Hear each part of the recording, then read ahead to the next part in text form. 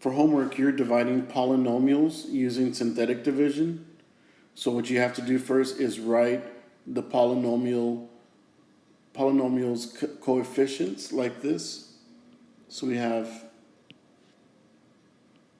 10, -1, -22, -6.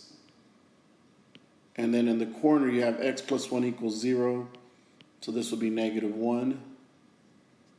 Bring down the 10. We have -1 times 10 gives you -10. -1 minus 10 gives you -11. -1 times -11 gives you 22.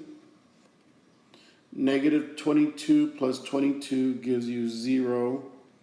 -1 times 0 gives you 0. And -6 plus 0 gives you -6. And remember that the highest exponent is 3. So we're going to write the answer as 10x squared minus 11x. And since we have 0, the constant is 0, minus the remainder, which is 6 over x plus 1. Number 11 is the same process as the one before. So we have 3x cubed minus 18x squared plus 3x minus 29 divided by x minus 6. So your first step is to list the coefficients. So you have 3, you have -18,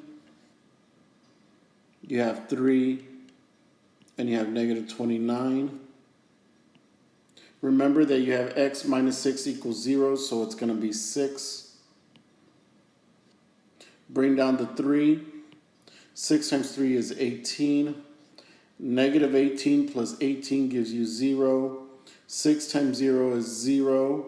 3 plus 0 is 3. 6 times 3 is 18. And we have -29 plus 18 is -11.